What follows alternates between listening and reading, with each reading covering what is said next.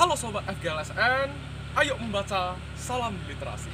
Perkenalkan, nama saya Alexander Chua dari Sekolah Pelita Utama Batam dengan guru pembimbing Miss Nora Devianti. Hari ini kita akan menceritakan tentang pengunjungan ke Wihara Seribu Wajah di Pulau Bintan.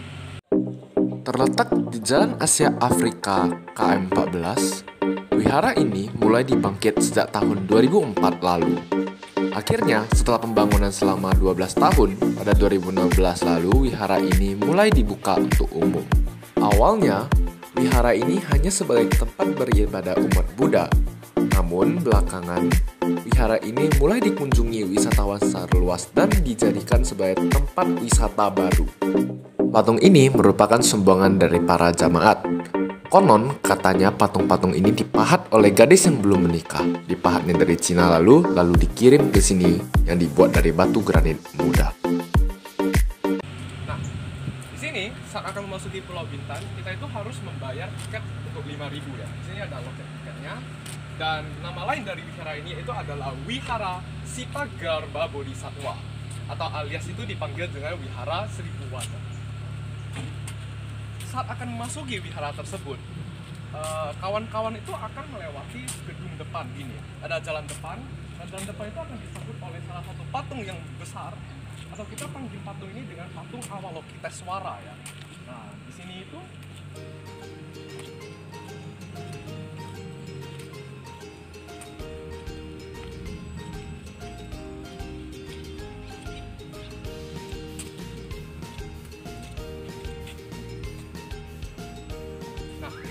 patung Avalokiteswara ini merupakan salah satu patung yang terbesar yang ada di wihara ini.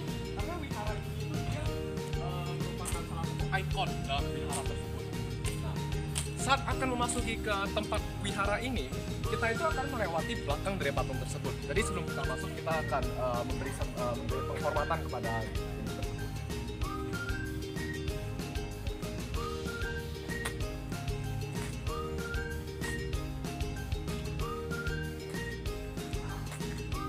guys, jadi ini ada dua jalan. Pertama itu kita bisa melewati jalan ini, atau enggak kita bisa melewati jalan di belakang patung tersebut. Nah, di sini. Nah, kalau misalnya kita melewati jalan ini, kita akan melihat ada beberapa ukiran yang ada di tempat ini. Nah, misalnya di sini, ini ada ukiran. Nah, jadi ukiran-ukiran ini dia terdapat gambar-gambar yang berbeda yang menggambarkan Sang Buddha tersebut. Jadi beliau itu dia merupakan salah satu guru para dewa dan manusia, dan di sini dia merupakan sejarah bagaimana Sang Buddha mencapai penerangan sempurna di agama Buddha tersebut. Jadi di sini merupakan sejarah dalam agama Buddha bentuk ukir. Nah, setelah kita melewati sini, kita akan melewati gedung depan ya guys.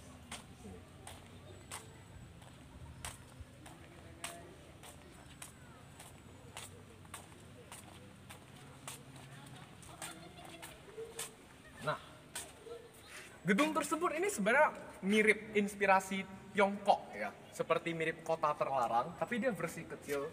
Namun konsepnya itu mirip dan sangat unik banget tempatnya. Lihat, di sini aja suara kita itu seolah-olah gaung gitu. Nah, jadi ini merupakan entrance dari Wihara Seribu Wajah. Kita masuk lewat gedung tersebut, kita akan disambut oleh beberapa patung yang bisa disebut dengan dewa atau bodhisattva. Di sini dia terdapat 12 patung kiri dan juga kanan. Jadi saat kita akan masuk sudah disambut, dan tempat itu bisa dijadikan tempat foto dan juga untuk pembelajaran sejarah-sejarah agama Buddha.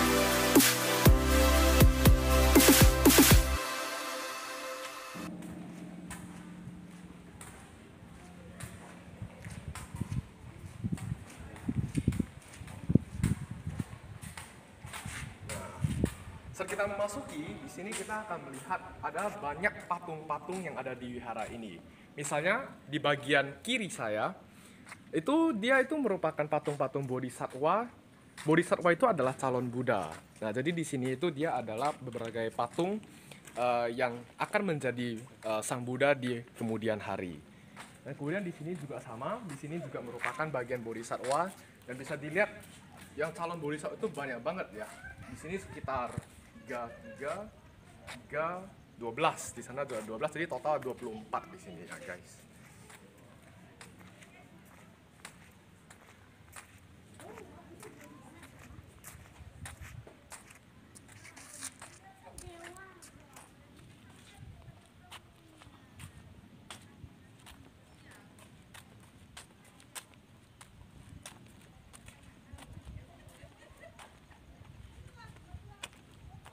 Bagian ini merupakan bagian paling menarik yang dimana terdapat 1000 wajah dengan ekspresi yang berbeda satu sama lain. Seakan kesemuanya itu mengajak kita berkomunikasi satu persatu.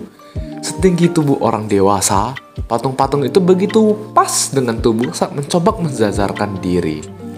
Jika diperhatikan dengan seksama, rupa yang ditampilkan patung-patung tersebut seolah memiliki cerita sendiri. Di sana terdapat ekspresi air muka bahagia, sedih, marah, hingga rupa yang jenaka. Konon, katanya patung-patung tersebut adalah patung para biksu. Di sini juga merupakan patung 1000 wajah. Nah, kenapa wihara ini dijuluki patung 1000 wajah? Nah, karena bisa dilihat terdapat banyak sekali patung yang wajahnya itu banyak berbagai macam. Dia itu ada yang raut senang, ada raut sedih. Jadi dia seolah-olah itu berkomunikasi dengan kita. Nah, itulah yang membuat wihara ini sangat unik ya guys. Bahkan banyak wira swasta pun datang ke sini untuk melihat berbagai keunikan yang ada di wihara ini. Salah satunya adalah wajah tersebut. Di sini itu ada banyak sekali Buddha-Buddha dengan berbagai ekspresi wajah. Nah, itulah kenapa namanya wihara 1000 wajah. Dan perlu diketahui loh guys, bahwa wihara ini pernah mendapatkan nominasi Anugerah Indonesia, di mana dia itu pernah dicalonkan sebagai salah satu nominasi untuk dijadikan sebagai ikon yang diresmikan oleh Kementerian Pariwisata Indonesia. Jadi di sini itu merupakan nominasi, dan di sini juga saat kita datang, ada berbagai orang sedang berfoto-foto, sedang berbagai orang juga berdoa. Dasarnya ini wihara ini awalnya itu tujuannya itu untuk sang Buddha, untuk umat Buddha untuk berdoa. Namun lama kelamaan guys, ini menjadi salah satu tempat di mana orang berfoto-foto, di mana orang itu untuk bersenang-senang dan berjalan-jalan, tapi dengan hormat yang cukup baik ya guys.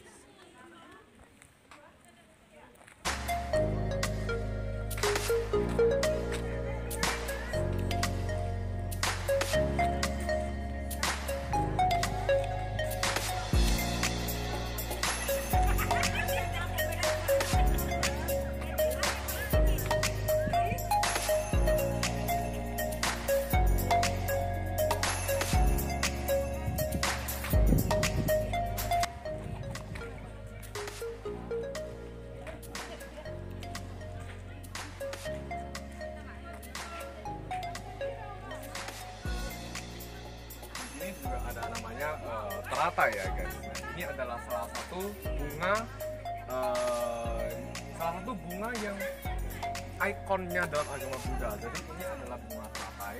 Ini original ya guys. Jadi asli bunganya. Nah, jadi dalam bunga lotus itu di agama bunga teratai di agama Buddha itu melambangkan kesucian guys ya, karena merupakan bunga. Jadi di sini ada berbagai teratai di sini untuk sebagai penghormatan dalam wihara tersebut.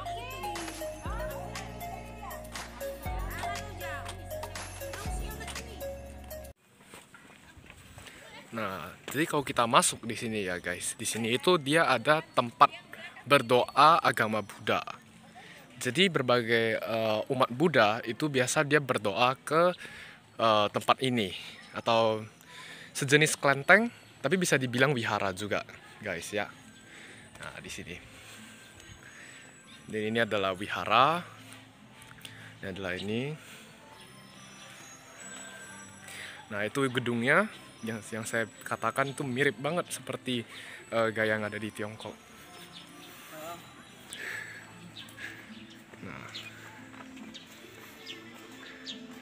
Nah, jadi juga ada ikan ya guys di sini. Ini juga adalah patung Buddha. Nah,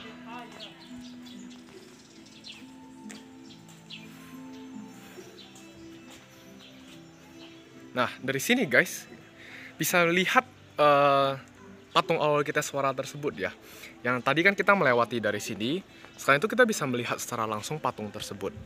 Dan dari sini kita bisa lihat view yang ada di atas, yang ada di bawah, dan tempat ini sangat cocok untuk melakukan foto-foto atau selfie bagi kalian yang sangat suka selfie ya guys.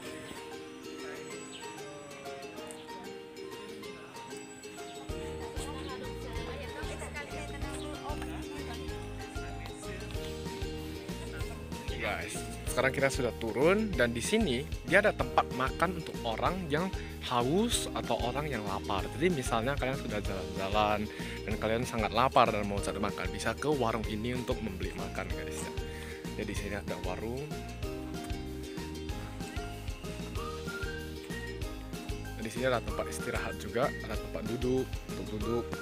Nah, ini ada tempat makan juga untuk makan kecil. Oke guys, demikianlah cerita dari mengunjungi Wihara Seribu Wajah ini. Semoga kalian suka dan semoga kalian bermanfaat. Agar kalian tertarik ke wihara ini juga, jangan lupa like, subscribe, dan komen. Dan share juga ke teman-teman. Bisa ada kesalahan, saya minta maaf. Tapi sangat recommended apabila sobat-sobat GLSN dapat ke icon sini guys.